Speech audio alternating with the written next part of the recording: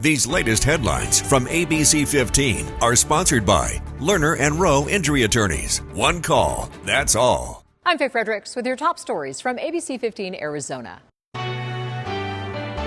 Just hours ago, Governor Katie Hobbs signing the repeal of the Civil War-era abortion ban, saying this is just the beginning of the fight to protect reproductive rights in Arizona.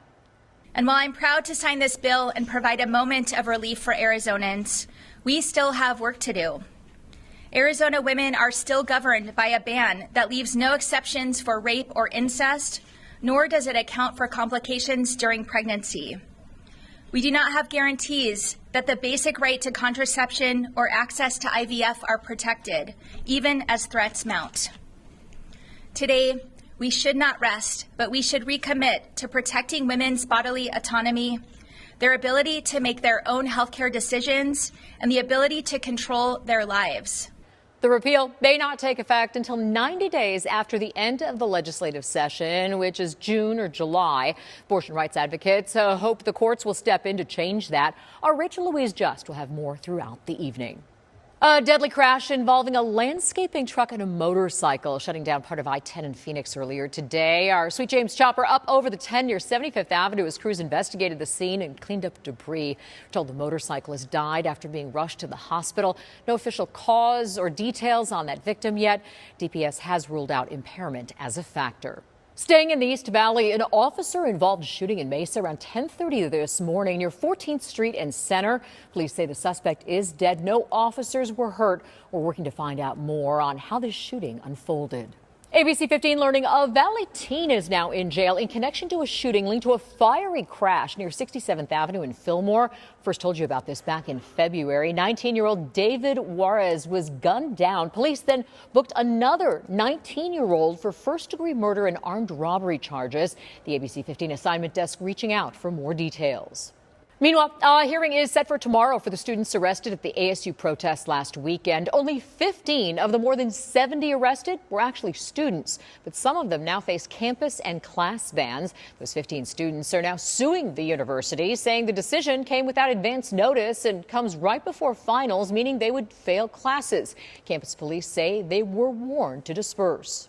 Check your refrigerator or maybe your freezer as well. If you bought ground beef at Walmart recently, more than 16,000 pounds of Walmart beef is being recalled because it could be contaminated with E. coli. Recall affects several products, including both patties and trays of ground beef, ground chuck, and sirloin.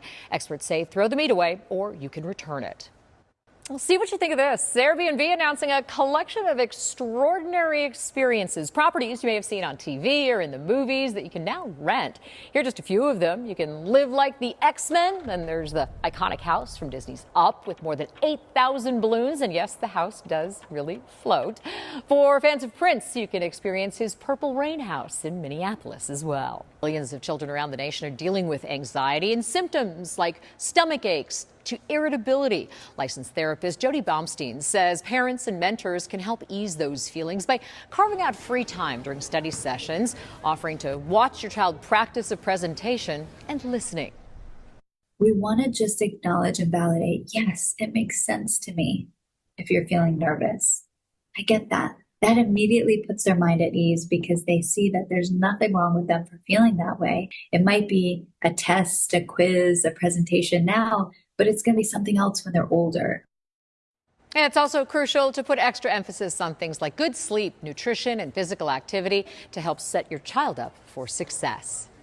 Tracking your forecast, I'm Chief Meteorologist Amber Sullins, and we are tracking another day in the 90s tomorrow, going up a little bit even. 95 in Phoenix tomorrow afternoon. Lunchtime temperatures in the upper 80s, which is normal high temperatures for this time of the year. Winds in the valley not bad, but we are expecting some more breezes up north tomorrow afternoon. 10 to 15 mile per hour winds, gusts near 20, even 25 along I-40 and along the Mogollon Rim in the afternoon forecast.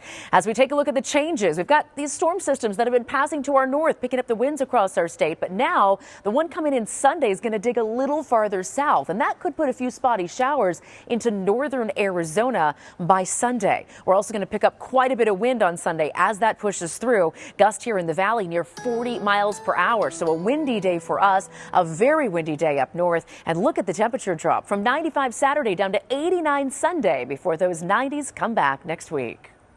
These latest headlines from ABC15 are sponsored by Lerner and Rowe Injury Attorneys. One call, that's all.